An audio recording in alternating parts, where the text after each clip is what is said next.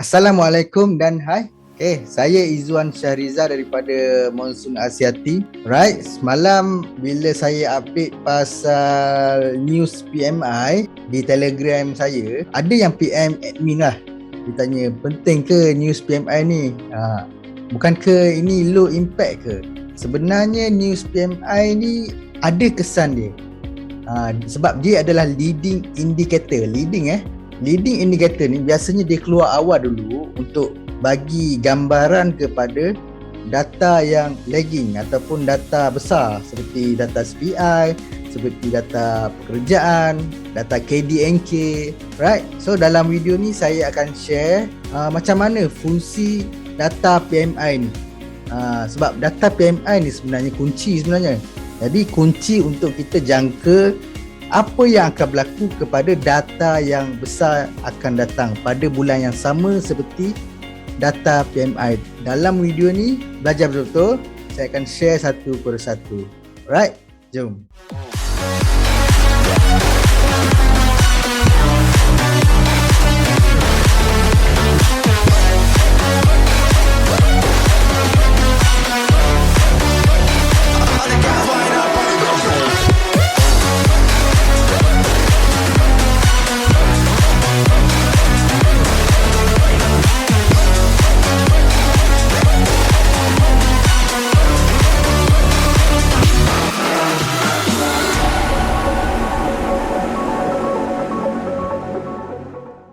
Okey, baik. Berkenaan data PMI. Penting ke data PMI ni? Data PMI ni sebenarnya penting. Sebab apa? Data ni adalah data leading indicators. Pelabur-pelabur besar, bisnes-bisnes dan institusi kewangan biasanya dia pantau rapi sebab nak tengok apa tindakan bisnes-bisnes menjelang data-data utama seperti inflasi, KDNK dan juga pekerjaan. Senang cerita, data-data PMI ni adalah survey ataupun soal selidik lah orang panggil. Okay? Dia nak tahu apa yang jadi dalam sektor-sektor perkilangan dan juga sektor perkhidmatan. Biasanya dalam PMI ni ada komponen-komponen pesanan baru, keluaran, pekerjaan, penghantaran pembekal, inventory pelanggan, harga ni akan terkesan kepada inflasi ataupun CPI. Lepas tu tunggakan pesanan, lepas tu ada pesanan ekspor baru, lepas tu import. Okay, biasanya ada 10 komponen dalam PMI ni. Sebagai contoh, biasa trader sukalah website ni. Tahulah yang website ni adalah website data ekonomi. Sebenarnya kalender ekonomi ni bukan untuk forex trader sebenarnya. Kalender ekonomi ni untuk semua trader, saham ke, kripto ke, forex ke. So, kita ambil satu contoh PMI yang keluar pada minggu lepas. Okey. Minggu lepas kita ada banyak sangat PMI daripada pagi sampailah malam untuk hari Khamis ni. Biasanya PMI ni dia keluar awal. Okay, pada hari Khamis malam USD ni ada PMI manufacturing dan juga services. So kita tak tahu bulan berapa ni sebenarnya. Nanti saya akan ajar kat mana nak tengok kalender yang ada bulan. So senang untuk kita jangka untuk data yang akan datang. Jadi ini adalah manufacturing PMI. Okay, boleh baca ni. Dia ukur survey dalam manufacturing industry dan dia keluar setiap bulan dalam 3 minggu dalam bulan yang sama. So sebab tu dia adalah leading indicators. Kalau data besar biasanya dia keluar sebulan selepas tu. Kalau data NFP contoh di US, dia akan keluar untuk bulan lepas, dia akan keluar bulan depan. Jadi data PMI ni kalaulah keluar 50 ke atas, ini bermakna industri ni dalam keadaan pengembangan. Kalau 50 ke bawah, industri ni dalam keadaan penguncupan. Tak baguslah. Dia adalah leading indicator untuk kesihatan ekonomi. Dia survey business, dia survey condition business, dia survey employment, production.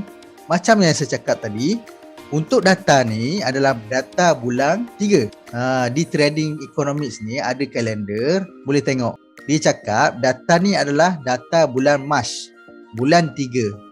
Bermakna untuk kita jangka data-data yang tinggi, kita tahu kita boleh guna dia ni sebagai penyebab yang data tu nak keluar tinggi ataupun rendah, positif ataupun negatif. Okey, sebelum ni saya ada ajar beberapa orang klien saya berkenaan kelas ekonomi.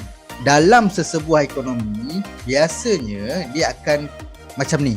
Dia punya susunan dia, struktur dia macam ni. Data tinjauan ataupun survey ataupun PMI biasanya duduk kat bawah. Tetapi tak bermakna itu tak penting. Dia cuma impact je tak besar, tapi dia akan efek ke sini. Dia akan efek ke sini. Sebenarnya ini macam organisasi syarikat. Atas ni CEO, sini manager, sini department punya ketua atau ada staff dia. So biasanya dia bila dia report, dia akan report ke sini dan report ke sini. Sebab itu dalam meeting-meeting bank pusat, apa yang dia orang pantau adalah 3 atas ni je. Dia orang tak pantau bawah-bawah ni. Dia orang tak akan keluarkan jualan runcit kat negara ni rendah lah. Dia tak akan cakap macam tu. Dia akan cakap KDNK. Kalaulah keluar data KDNK, dalam KDNK ni lah barulah dia bercakap pasal ni. Jualan runcit rendah, timbangan dagangan ni rendah. Okey. So kalau untuk data ni pula, dia tak akan bercakap pasal data ni. Dia akan bercakap pasal PMI purchasing kat negara ni kurang. Keyakinan pun kurang. Spending pengguna pun kurang. Sekarang ni kita dah tahulah yang data US ni adalah untuk bulan Mac. So yang tadi tu, yang saya tunjuk tu sama je macam apa yang saya pernah buat sebelum ni.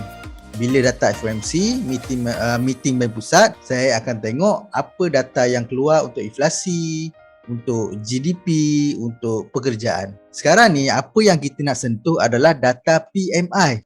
Dalam data PMI, kat Telegram saya ni pada hari Khamis memang banyak sangat-sangat data PMI yang keluar. Dari pagi sampai ke petang sampai ke malam PMI je. Contoh, dekat US untuk bulan Mac, PMI perkhidmatan memanglah kita akan baca ni, tapi yang paling penting adalah komponen dalam tu. Komponen dalam tu dia cakap aktiviti perniagaan dan pekerjaan berkembang. Pekerjaan berkembang dalam sektor perkhidmatan. Jadi ini adalah poin pertama. Data NFP untuk akan datang bulan 3 ni, untuk bulan 3 akan positif. Sebab komponen dalam PMI ni positif, berkembang. Tekanan inflasi kekal besar. Untuk CPI US akan datang bagi bulan 3 pun dijangka positif sebab inflasi kekal besar. Aktiviti perkilangan pula, tadi PMI perkhidmatan. Kalau PMI perkilangan, dia cakap kadar penciptaan pekerjaan menaik. Jadi kita ada 2 poin yang menyebabkan NFP bagi bulan 3 yang akan keluar pada Jumaat akan datang positif. Sebab komponen dalam ni cakap penciptaan pekerjaan dalam sektor perkilangan menaik dengan pantas. Tapi bukan 2 ni je penyebab untuk NFP. Ada banyak lagi. Saya pernah buat satu pratinjau ataupun inilah preview lah untuk data NFP pada September lepas. Kalau saya nak jangka data NFP ni keluar apa, saya akan tengok balik leading indicators dia yang berkaitan untuk bulan September. Sebab ini data September NFP ni. Jadi leading indicator yang saya perlu tonton, perlu tengok adalah untuk September lah. So saya perlu tengok komponen pekerjaan dalam PMI, komponen pekerjaan dalam PMI perkhidmatan. Tadi pembuatan perkilangan naik ataupun turun. Ini naik. Lepas tu ini pun turun. Lepas tu pekerjaan ADP dan pemotongan pekerjaan challenger. Jadi kat sini saya boleh buat 2 senario yang berbeza lah. So faham tak kegunaan PMI ni? Jadi dia adalah penting walaupun dia kuning ataupun orange dekat sini. Kalau ada siapa-siapa yang nak join channel Telegram ni, boleh klik link kat bawah atau boleh cari ni lah. Dalam channel ni adalah channel yang provide news berkaitan traders lah, berkaitan ekonomi, berkaitan kripto, berkaitan forex, berkaitan saham dalam ni. Dan dalam ni adalah news yang berbahasa Melayu, ringkas je, poin-poin je. Jadi tak perlu buka website untuk baca news. Sini pun dah okey lah. Right. So, saya rasa itu sahaja untuk video berkaitan PMI. Saya harap anda faham. Kalau ada soalan boleh tanya kat bawah. Saya cuba jawab dalam bentuk video juga. Okey, itu je. Semoga bermanfaat. Terima kasih kerana menonton. Assalamualaikum dan bye-bye.